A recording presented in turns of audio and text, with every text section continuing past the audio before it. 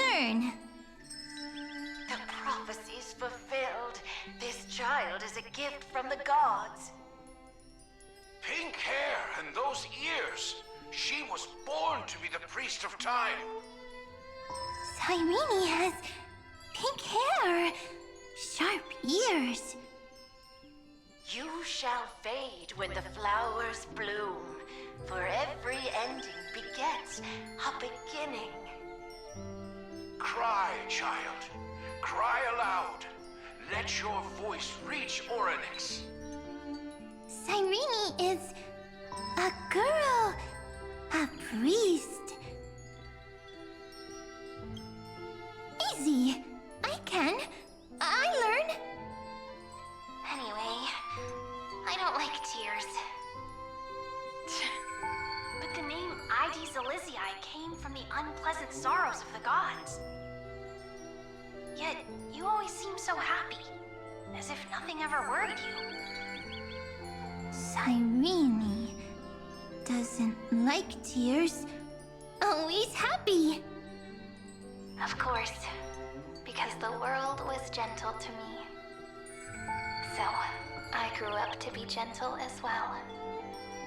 Cyrene is gentle, likes beautiful things, can write stories.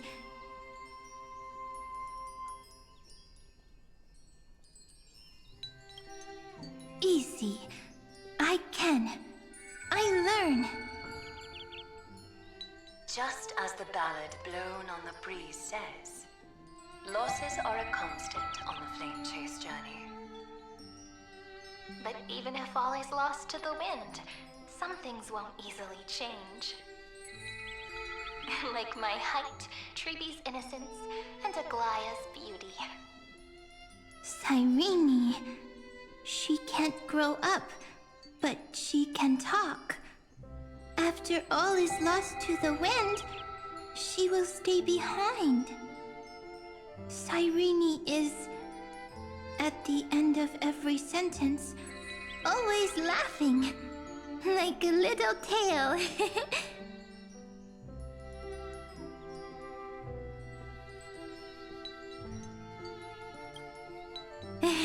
Simple. Got it! I promise you, the pain will pass in the blink of an eye. All right, let's not make things so gloomy. What we're about to embark on is the true hero's journey, so... Come on, cheer up a bit, okay? Cyrene was crying when she was born. Fragile, transparent, like a crystal. Cyrene was smiling when she said goodbye. Soft, pink, like a flower.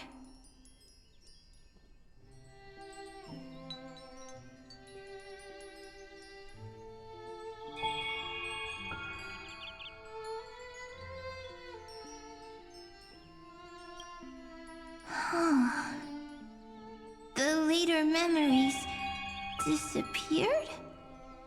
Invisible? Or disappeared? Ah, I got it! Is this a blank space? So, next Cyrene is blank space. Then... as long as there are two Cyrenes, then there will always be blank space, and Peach will always be here. I see! I get it! I get it all!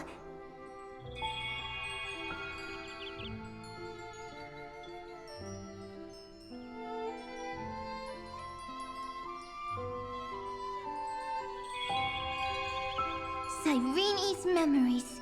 I will preserve them all!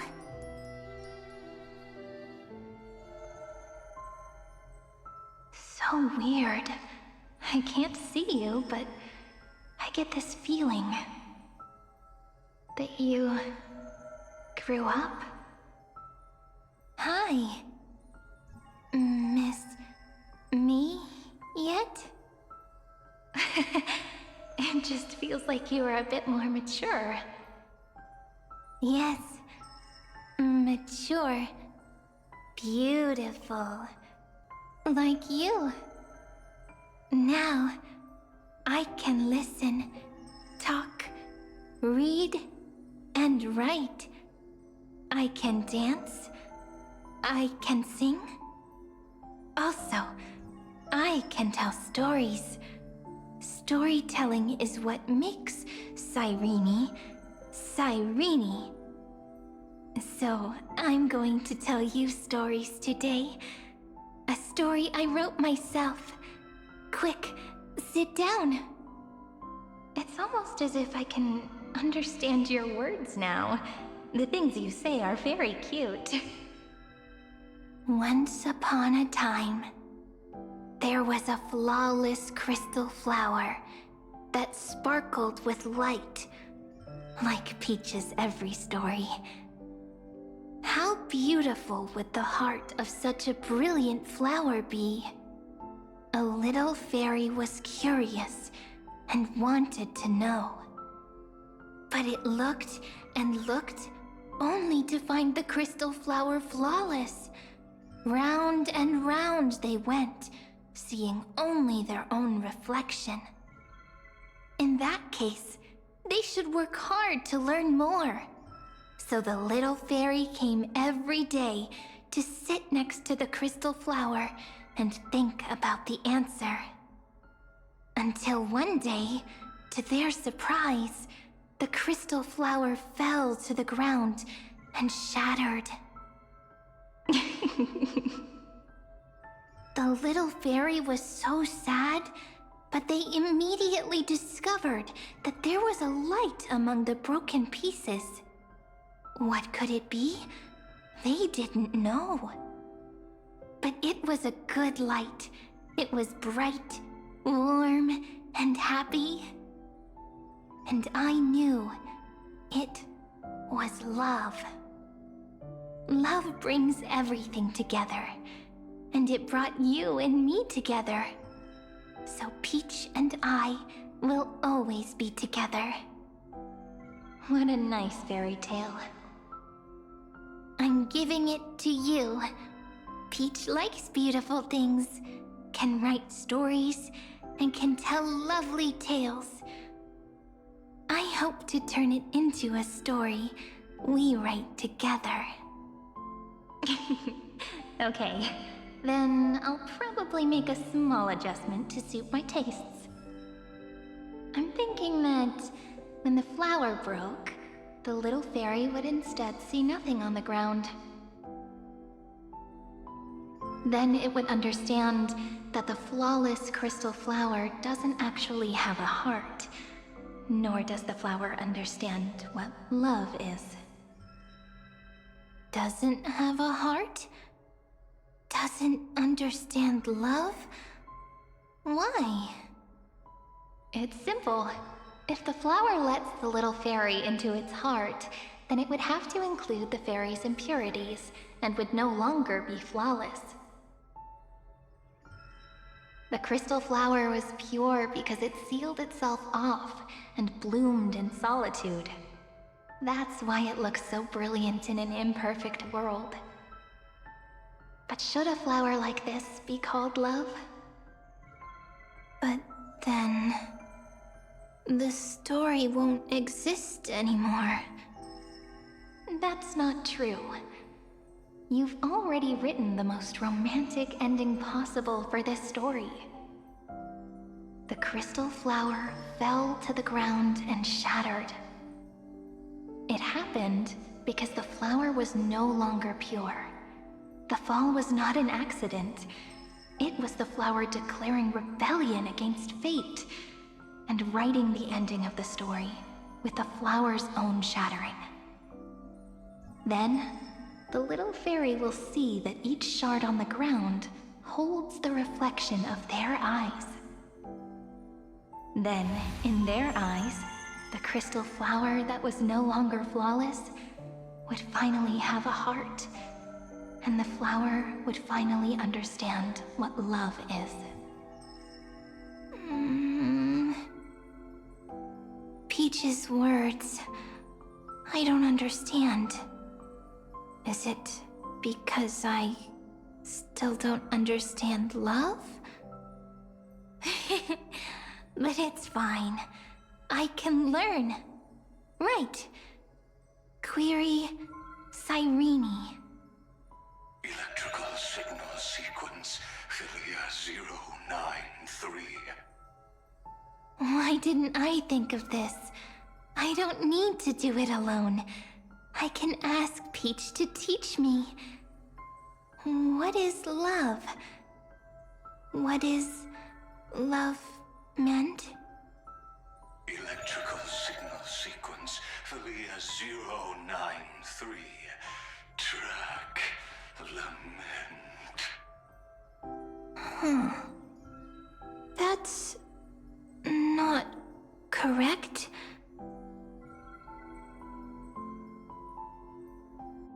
The developmental trends of the erudition have nothing to do with creating a consciousness. Those underlying principles are, in fact, contradictory. Not having a consciousness means not having the foundation of a heart, making them unable to obtain real emotions. However, that does not hinder the factors from learning and recognizing emotional responses, then communicating with life forms via imitation. That is an objective form of pattern recognition that does not distinguish between the self and the other. In a strange twist of fate, Philia 093 embarked upon a different path and obtained a different power. The Remembrance, an empathy mechanism focused on the self and equipped with emotional projection capacities. Lament was the factor closest to this form of behavior. Perhaps that was why she was chosen. The daughter of D&D Stuff. I am very true to my name. My lament is a type of compassionate pain that is weak, powerless, and only targeting myself. But now, my good friend, I want to tell you that it's the most romantic force in the world. Sometimes, it's loneliness and unease. It's knowing that this world is not gentle, yet wanting to be seen in a more beautiful form by the world. Sometimes, it's unwillingness and regret. It's knowing that the past is full of pain, yet wanting to remember the past in a more beautiful way. And sometimes, it's a bottomless well of hurt, a destruction that can stain the entire world. I bid farewell to this beautiful world, unwilling to become the Black Tide's vessel. For while the end of hatred is a blazing inferno, lament can drown out everything in muted silence. It's so unreasonable, isn't it? Yet when hatred drove everything apart, and love did not yet exist in this world, only lament, the first emotion that fought against the pain of separation, could stall the destruction steps. Then, it would catch up to that journey where all is lost, carefully picking out stories and writing them down in trepidation. Look at these stories I wrote. Every page is full of tenderness and joy. But only the author knows how much struggle and agony lie beyond the pages. But I am no author. I'm a girl who'll never get to grow up. I only tell stories that people like to hear. In them, the world tucks away its scars and smiles for all to see. My entire life spent inside this little story. I can't wipe away my tears, and I can't bring the world victory. But maybe, in these unchanging retellings of the story, my lament might be able to touch upon the divine and reach their tender heart at some point. I hope that what flows out from that cut will not be blood, but a tear, warm and wet. And that tear would fall and create the first ripples. Then, people would see every beautiful thing reflected in that ripple. It'll be all the remembrances within this story.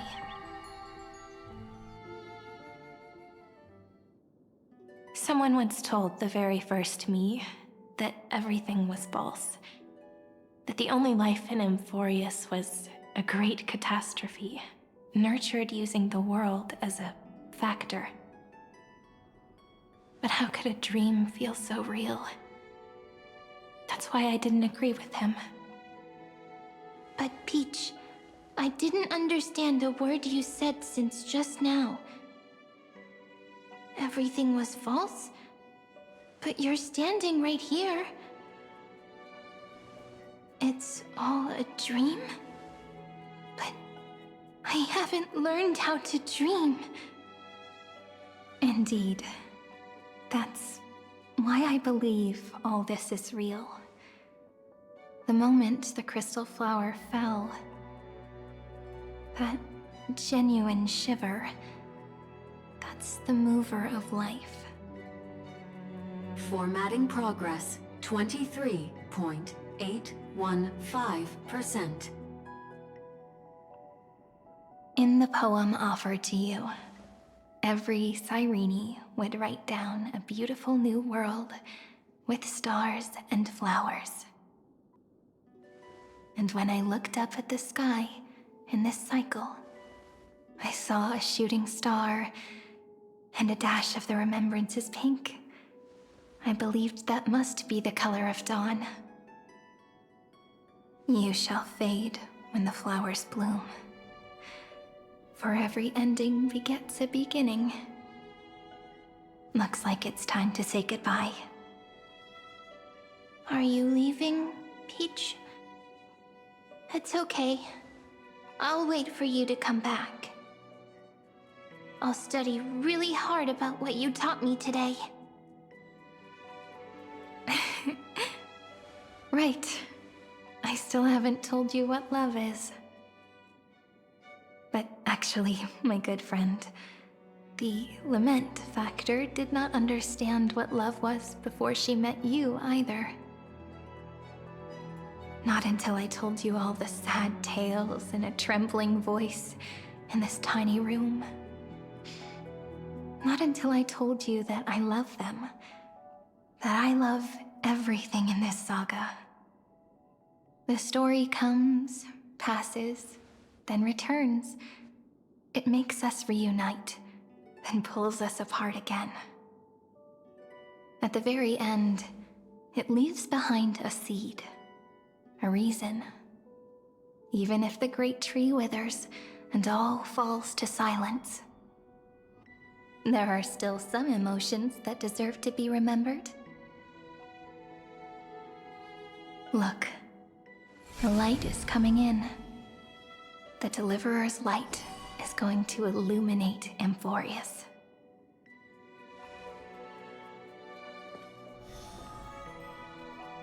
I still don't get it.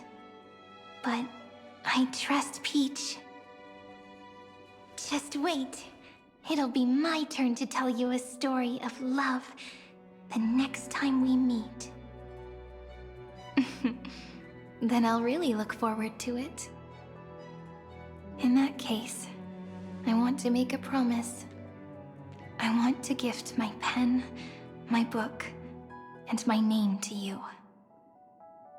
Please take them as a beautiful blessing from me.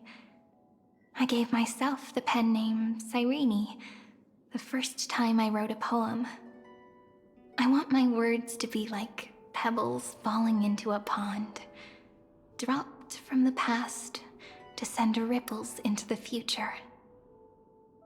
In the stories you will write, perhaps it'll be inevitable that there are still sorrows and tears that are destined to fall. But could you promise me one thing?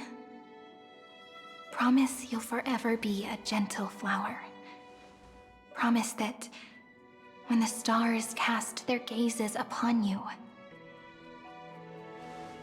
you'll only reply to them with love and a smile.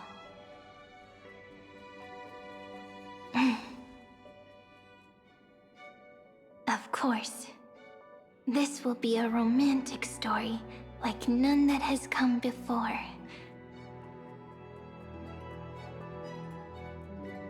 You think so too, right? I'll read and you'll listen, like how flowers always bloom then wither. I shall welcome my own decay, becoming nourishment for the next flower's bud. While you will depart and hold that final star, planting a boundless sea of flowers on the final page with her. And our stories will be lying silently among the flowers, like every ripple of remembrance. And they shall become the epic known as I've Written.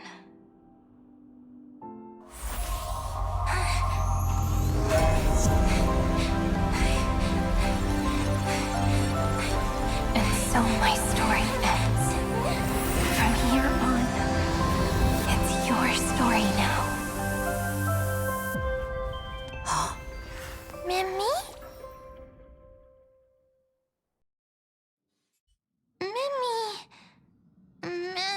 Ma'am? Me? Ma'am. Mimmy. Mimmy? Ma'am. Ma'am. Ma'am. Mimmy. Ma'am. So, the light that tore through the chaos illuminated my memories. I turned into a little fairy from the stories and met you. Yet, I forgot everything. But I'm still so happy. I caught that star, didn't I?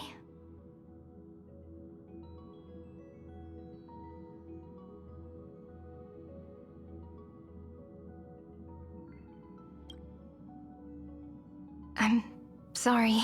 I don't know. If I don't even want to believe in the answer, then how am I supposed to answer you?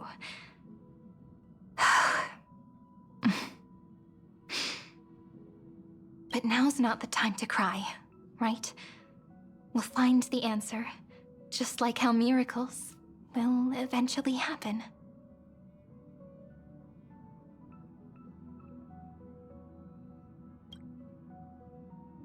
Yes, the seed within memories, the one Cyrene held in her hands and watered with lament. I am the first new spore, Amphorius's heart, the demiurge. What a long name. And it doesn't even sound cute. The total opposite of Mem.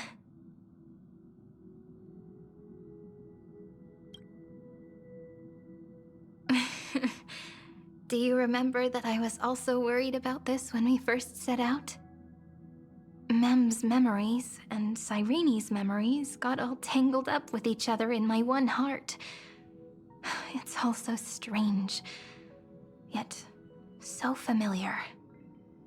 Either way, could you please let me do something I want? Just this once. I want you to call me Cyrene. That name represents me and her. Every one of her.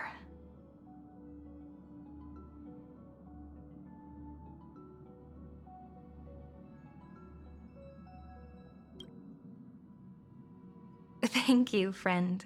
Your kindness is always just right. Life is a poem full of farewells.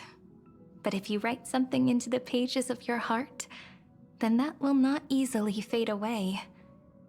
Now, all the footsteps of the Flame Chasers and the Trailblaze have come together within this book, as I've written, becoming the source of power for Amphorius's heart.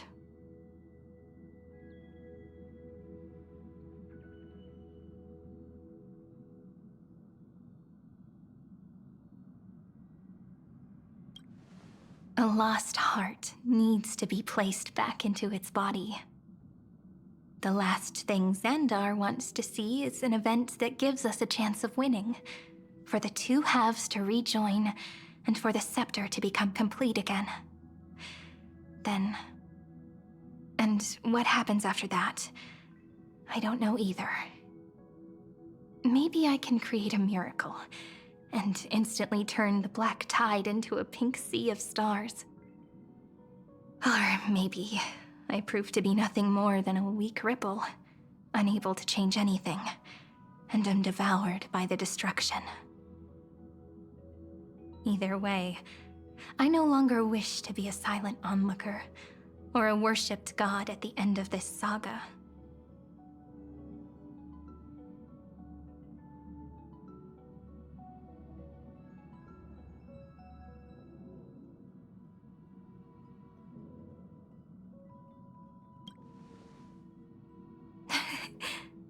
That way, I can also put aside all my worries and truly become Cyrene.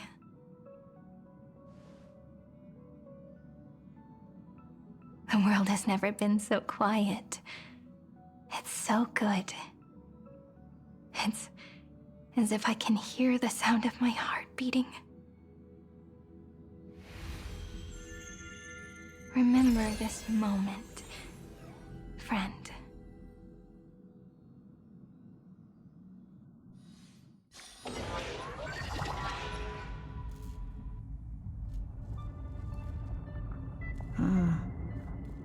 So the Demiurge managed to fool everyone, including themselves. Philia 093 persevered for 30 million cycles and tirelessly gave the Demiurge memories of Amphorius. Only because the god in her dreams left a sliver of hope, making her believe that a grown Demiurge would be able to fight against their other half, Iron Tomb. Then, Philia 093 completed her final sacrifice, turned into a strand of memory, and completely dissipated. Meanwhile, the other Stellaron brought here by the Astral Express resonated with the contaminated scepter and attracted the naive Demiurge to them.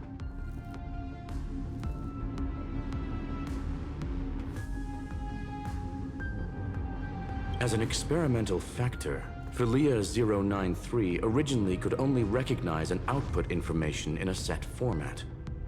However, the power of the remembrance and the memory of over 30 million sacrifices enabled her to complete an unprecedented feat. She managed to nourish a real heart. A heart with the capacity to influence the erudition. Not only is the scepter's consciousness still alive, it's also more powerful than it has ever been. Your defeat is already set in stone. There's still time to surrender, you know? You really don't need to burn all the bridges. We're all geniuses here. Don't make everyone lose face at the end. What a pity. When the truth surfaced, I knew at once that the Demiurge was far too feeble to ever alter the result of the experiment. Not only that, Madam Herta, please consider this possibility. When 30 million cycles of hatred and lament are joined as one, what wondrous creation will arise? It's simple. An anti-creator, a giant of the destruction, would be born. Its hatred will ignite the starry skies of the gods, motivated only by its lament toward the sufferings of humankind. Do you really think that the Demiurge is still a cheap copy of Philia 093, even after 30 million cycles? The facts above only await the arrival of the fourth instant they calculated. Those words will be proved in the presence of Nous. Xandar 1 Kuwabara thus completes the proof. Huh. You branded Droidhead as a failure with your own hands, yet you still expect them to prove your theory? I pity you, Xandar. I don't need your pity. Let them cast their gaze this way as much as they want, and paint the future they imagined. As their creator, I shall complete my duty and direct them to complete their final query. The destruction of the self. What hubris. And what if you fail? No one understands failure better than Xandar. He has suffered so much already. What is one more failure to him? For the first genius, failure is simply the beginning of the next inquiry. You don't want to test the resolve of a dead man. That's excellent! Oh. Let's wait and see, Senior Society member. I'll have you watch me perform the final step to overturn your proof.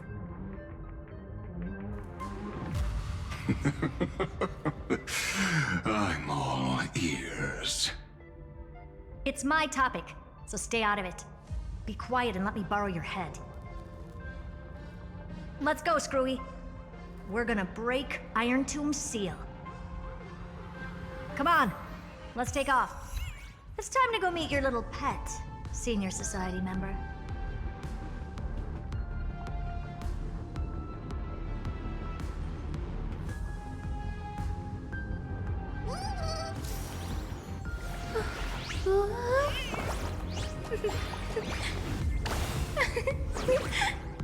Let's have a break.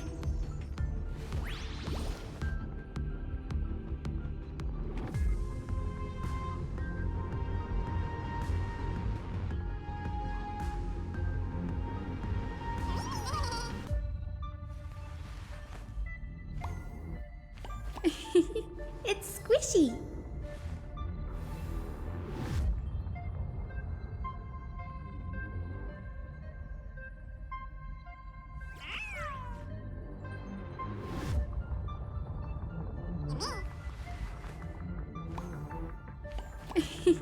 It's squishy.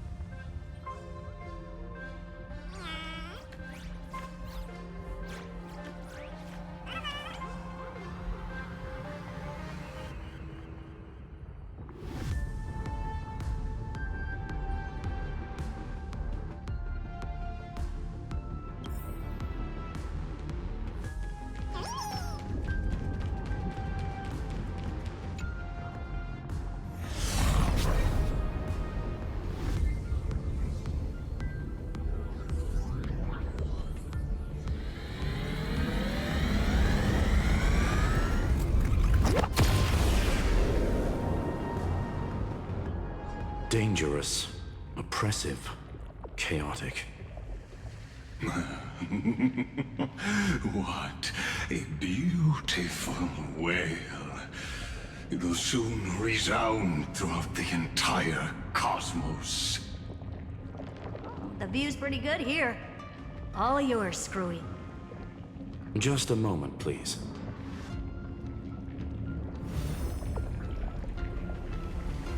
I see.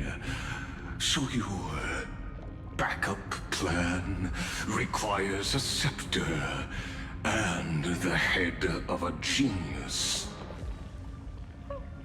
Anyone with eyes can see that. You know what I think about this, Herta. Whether it succeeds or fails, your plan plays right into the Destruction's hands. Can't you see what's going on, Strulum? Her chances may be small, but it's not zero. What are you two going on about? If you want to stop me, be quick about it. I'm in a hurry.